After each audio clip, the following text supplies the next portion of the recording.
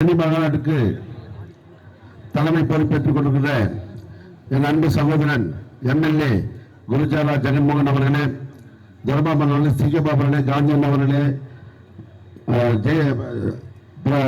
சந்திரபாபு பிரகாசன் அவர்களே, மனோகரன் அவர்களே, மேடை மீது அமர்ந்திருக்கின்ற என் அன்பு அனைத்து என் தலைவர்களே, என் குடும்ப உறுப்பினர்களே, சகோதர சகோதரிகள் யாவருக்கும் என் முதற்கண் வணக்கத்தை தெரிவித்துக் கொண்டு, இந்த நாளிலே இந்த மினி மாநாட்டிற்கு நீங்கள் எல்லாம் வந்திருப்பது ஒரு பெரிய சந்தோஷம்.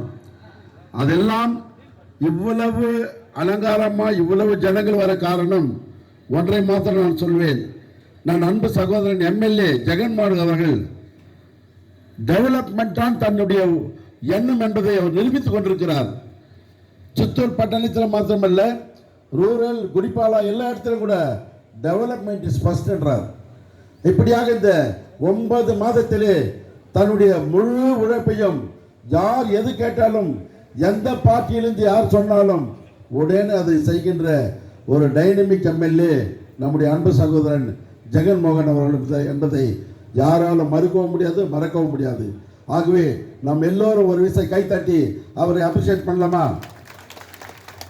தேங்க்யூ. அதே போல் இந்த மேடை மீது அமர்ந்திருக்கிறவர்களுக்கு நான் ஒன்று சொல்ல ஆசைப்படுகிறேன். அன்பானவர்களே, பெரியவர்களே, 30 ஆண்டுகளாக, 15 ஆண்டுகளாக, 35 ஆண்டுகளாக இந்த பார்ட்டிக்கு அநேக சகோதர சகோதரிகள் ஜெயிலுக்கு போய் தர்ணா பண்ணி உண்ணாவிரதம் உட்கார்ந்து எல்லாம் பண்ணி நம்ம பார்ட்டியை காப்பாற்றி இன்னைக்கு நம்முடைய ஆட்சியை கொண்டு வந்தோம். சந்திரபாபு நாயுடு அவர்கள் அரெஸ்ட் ஆன பொழுது எத்தனை பேர் எவ்வளவு கஷ்டப்பட்டு நிராகரண தீட்சை பண்ணணும் என்பது உங்களுக்கு எல்லோருக்கும் தெரியும். இப்படி பார்ட்டியை நாம் காப்பாற்றி நாம் ஜெயித்து கொண்டு வந்தோம். ஆனால் ஒரு சில தலைவர்கள் சொல்கிறார்கள், எங்களுக்கு நியூ மெம்பர்ஸ் தான் வேணும், பழைய ஆளுங்க வேணாம் அப்படின்னு சொல்லிட்டு ஒரு தீர்மானத்தை கொண்டு வராங்க. இது எந்த விதத்தில் நியாயம் என்பது எங்களுக்கு தெரியல. இது எஸ்பெஷலி எங்கள் குடிப்பால மண்டலத்திலே எங்களுடைய தலைவர் சொல்கிறாரு, నేను పాత వాళ్ళని ఎంకరేజ్ చేయనబ్బా, నేను కొత్త వాళ్ళని ఎంకరేజ్ చేస్తానంటారు. ఇది ఎంతవరకు సాధ్యమో మంచిదో తెలియదు నాకు. మేమంతా దీనిపైన ఇంతవరకు కూడా ఎమ్మెల్యే గారి దృష్టికి చెప్పాము. మేమంతా బాధపడుతున్నాము, కష్టపడుతున్నాము. ఎందుకంటే పాత వాళ్ళు పార్టీని నిలబడకపోతే కొత్త వాళ్ళు ఎక్కడి నుంచి వచ్చారు? మీరు కొత్త వాళ్ళకి ప్రపోజ్ చేయండి, వద్దని చెప్పలేదు. అయినా ముందుగా పాత వాళ్ళకి ఇచ్చేసి మళ్ళీ కొత్త వాళ్ళకి అనేది నా ఉద్దేశం. ఇది మంచి వచ్చాడో నాకు తెలీదు. ఈ మగనాటికి వచ్చిన మీరందరూ దీనికి సమాధానం చెప్పండి. నెక్స్ట్ వచ్చి మా ఎస్సీసీలు కూడా, మా సోదరులందరూ కూడా అంత బాధపడినారు. మనం ఎస్సీసీ అంతా కూడా చాలా వరకు ఎలక్షన్లో కొట్లాట చేస్తాము, జైలుకు పోతాము, ధర్నాలు చేస్తాము, అన్నీ చేస్తాము. అయినా ఎస్సీసీలకు ఇక్కడ ప్రిఫరెన్స్ తక్కువ ఉంది, చాలా తక్కువ ఉంది. అది ఎక్కడ తక్కువ ఉందని మీరు పెద్దవాళ్ళు ఆలోచించి దాన్ని రెక్టిఫై చేయాలని కోరుతున్నాను. కావున ఇటువంటి పరిస్థితి అంతా పోతేనే బాగుంటుంది. ఎందుకంటే లోకల్ బాడీ ఎలక్షన్ వస్తూ ఉంది.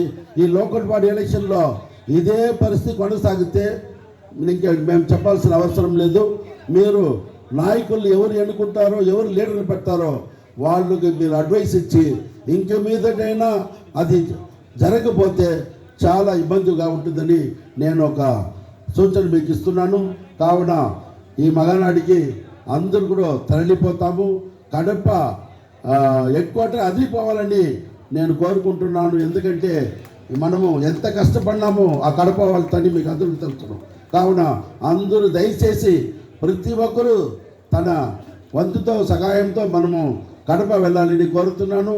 అది కాకుండా లాస్ట్ రూలింగ్లో ఎస్పెషల్లీ మా రాసనపల్లి కాదు, స్టేట్ అంతా కూడా చాలామందికి తప్పుడు కేసులంతా పెట్టి నాశనం చేసినారు. వాళ్ళకంతా కేసులు రెక్టిఫై చేస్తామని మన పెద్ద అయిన మన సీఎం గారు చెప్పారు. అది కూడా మీరు దృష్టికి తీసుకొని పోయి